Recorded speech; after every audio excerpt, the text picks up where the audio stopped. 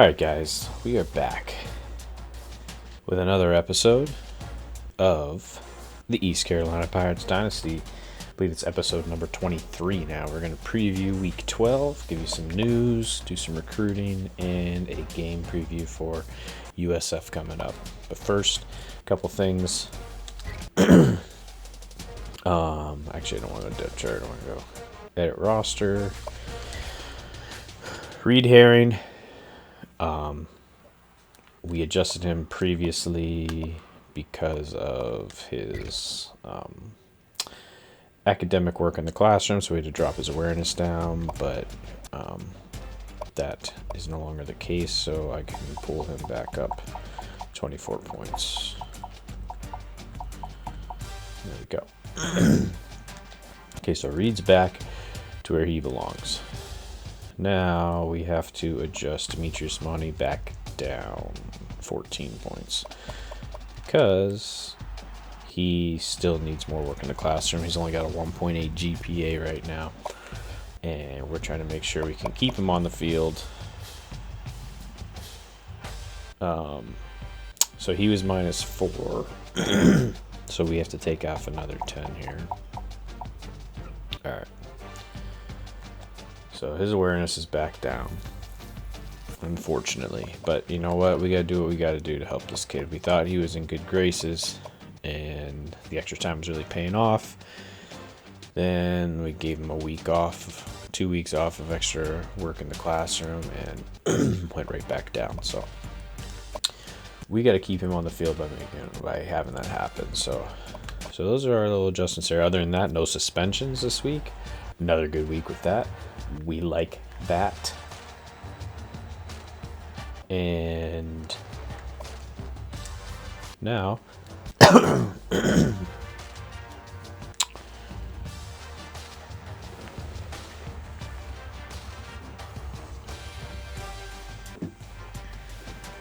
going to check out some recruiting news because we can schedule a couple visits. A couple of guys are ready to visit. So we'll check out the board. Pretty sure we had no new signees. I think one of the guys that locked us out signed though. Yep, Leo Roberts signed with UNC.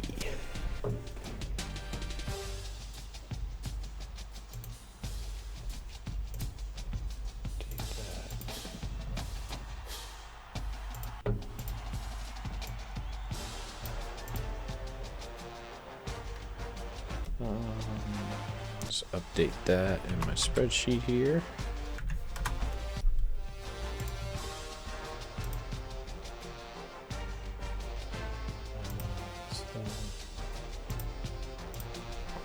Okay, well, good luck at UNC. I'm sure we'll see ya. Alright.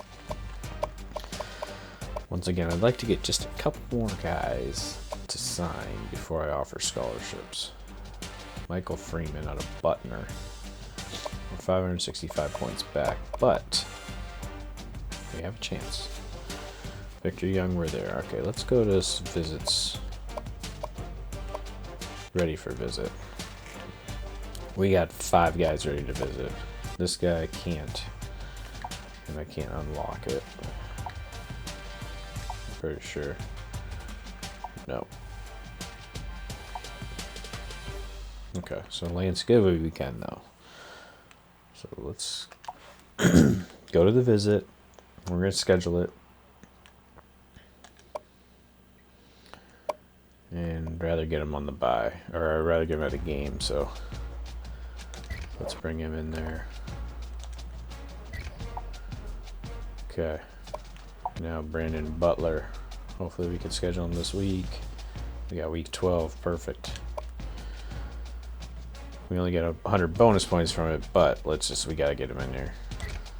There's nothing to bother, so I really don't want to rely on the bye week here. Alright. Anthony Prince, same deal. We can get him right before Wake Forest.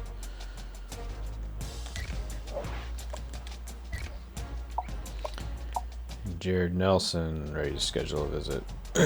Ooh, he went to the Missouri one and they lost. That's good. And we get a complimentary visit with Lance Goodwin coming. So we got a lot of guys coming this week.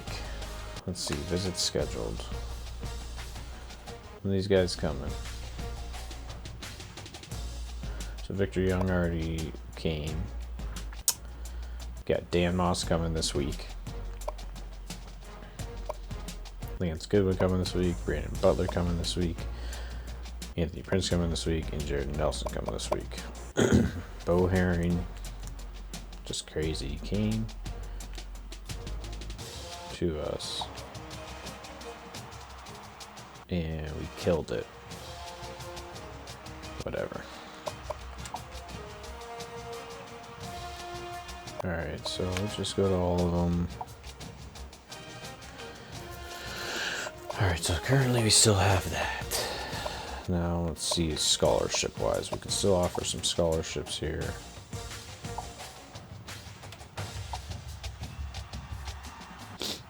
He already got a scholarship. He's inked. We sent him a letter. Brandon Butler. I think we gotta send him a letter, right? Give him his, maybe he'll sign at the game. We offered him a scholarship. Brandon Potts, that'd be a nice pickup. Anthony Prince. I think we gotta offer him a scholarship too. Jared Nelson. Let's get him in here. See, Falk the Fourth, I already offered him. And Michael Freeman, I'm thinking.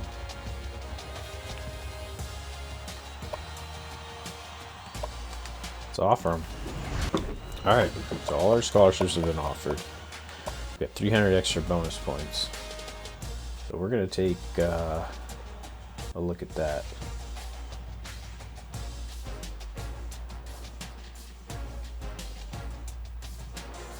We're going to take a look at that maybe next week after this game. I'd like to scout some of those guys, but I'd like to get a couple more guys signed, see if we can sign anyone up here. Alright. So that's recruiting right now. And you know, we talked about last week, we did lose to Cincinnati, so we pretty much are not going to make the American Conference Championship game. I mean, crazier things have happened, so we'll keep our hopes up. We can still take 1 week at a time, but we still need one game to win, to be invited to a bowl game, possibly. So let's see what Charlie Strong runs on offense and defense here. All right, so he runs a spread offense. And on defense, runs a 4-2-5. Alright, so spread offense and a 4-2-5 on defense. Now, let's take a look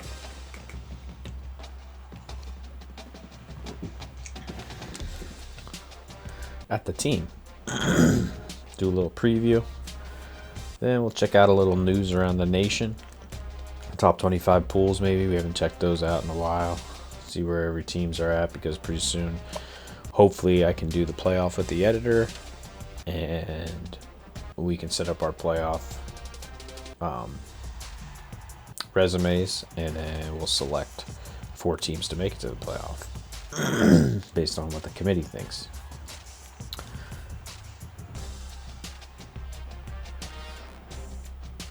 Now, okay, let's go check out USF first.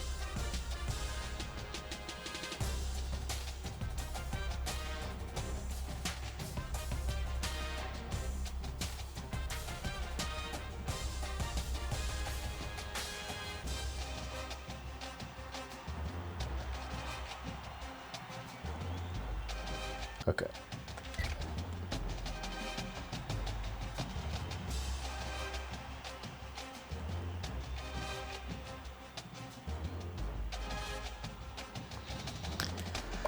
All right, we are gonna check out. No, I should have went the other way. USF here.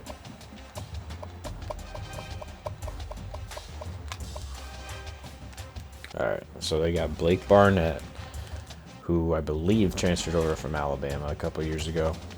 But he runs a spread offense, and he's probably going to be decent. Looks like he can run, too, which has been a thorn in our side from a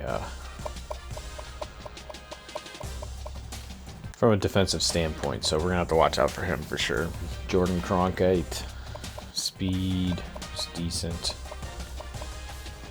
He's got some agility and acceleration, though. He's pretty good there.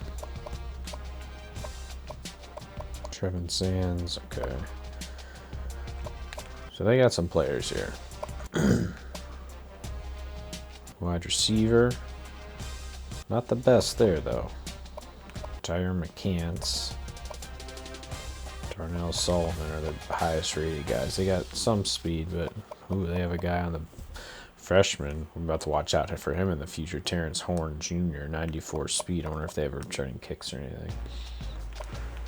All right, so their wide receivers are good, but they're not crazy. Let's see what their catching traffic is. St. Felix, not much catching traffic. McCants is good, though. All right, so they're overall just solid. You know, there's no real studs, but they're solid. And they're going to run a spread offense, so we're going to see a lot of them and a lot of the running back. Tight end wise, they got a really good tight end too, so their offense is pretty good. We're going to have to play disciplined defense. Very disciplined defense. We have to stay in our gaps. I don't know if we're going to probably utilize, we're probably going to have to try to spy on Blake too. I mean, I hate to do that, but I think we're going to have to. I think that's the only way we're getting to him. And we're going to be able to watch and make sure he doesn't hurt us from outside the pocket. Because that's where we've been getting killed this season. Just killed. So I think I don't know. I think we got to run, let's see. I don't know if left tackle's good. Left guard's decent. He's a freshman, though. Freshman red shirt. Center's not good.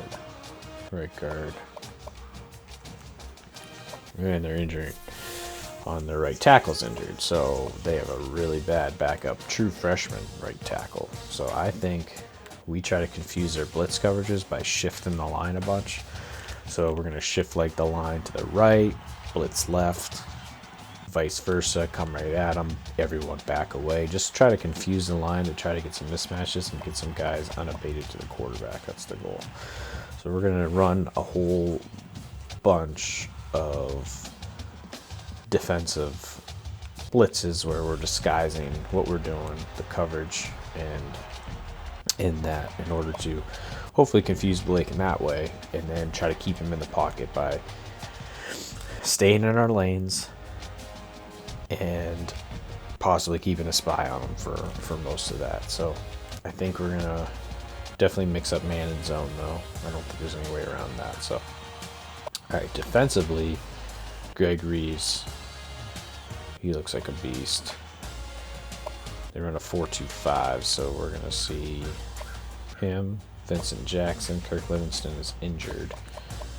Who's our D tackles? Bronson and Kegler. So they're decent on the front line there. Let's see what they got defensively. He's probably not playing. Nico Sawtell is going to start, and Khalid McGee. So they got some impact linebackers too. So the line of linebackers are pretty decent. Cornerbacks, this is where we can hurt them right here. We can hurt them with our passing offense. I like where we're at here. Oh yeah, we're gonna run a lot.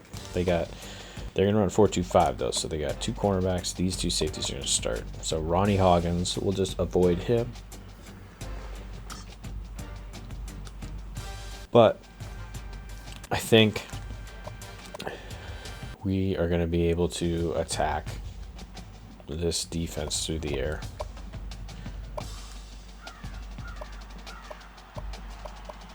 we're going to run probably not too many screens, more hitches, goes, outs, corners, stuff like that, where we can take advantage of the weaker cornerbacks. But yeah, so look out for the passing attack. Hopefully Holton wants to play this week, because he hasn't been, and that's been frustrating. So, all right, so that's our game plan for USF. We're gonna check out just a little bit of let's see who's working for the Heisman here. All right, CJ Verdell, halfback. Najee Harris, halfback out of Bama. Deshaun McCleese moving up there, Virginia Tech. Larry Roundtree from Missouri. And Travis Etienne working his way back up into the Heisman hopefuls. All right, let's see. I want to check out the top 25 pools. Yeah, I guess the award semifinalists are out there too, so let's check that out. All right, so coaches, we got Alabama number 1, Virginia Tech number 2. That's how McCleese is in there for the Heisman. They're killing it right now. Texas number 3, undefeated still. Notre Dame, 1 blemish. Michigan State, 8-1. Auburn at a bye, 9-1. Florida, number 7. Ohio State, number 8. Oregon, number 9. And Utah, number 10. I don't know. It's top 10 there. Clemson had a tough year, 7-2. They're just not playing as well as they had hoped this year. It's tough coming off a national championship win, you know. You never know what you're going to get. Cincinnati moved up to 20th after our defeat. Let's see, others receiving votes, anything out there. Houston in there from the American, and that's about it. So nothing much from our conference standpoint.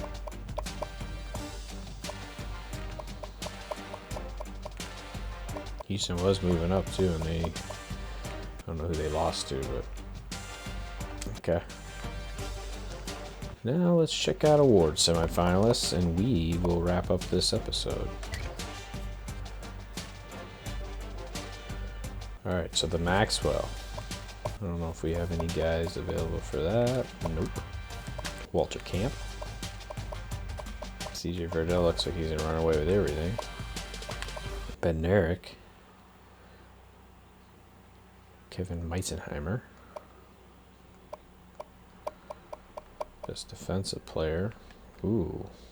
Ronnie Hoggins is on there for the team we're going to play, USF, next week. So we got to watch out for him. The Nagurski. Another defensive award. Don't see anyone on there. O'Brien. Best QB. Ian Book right now is running away with it. We don't have anything. Doak Walker. Once again, nothing. Bolitnikoff. Damon Hazelton having himself a year. 57 catches, 954 yards, and 11 tutties.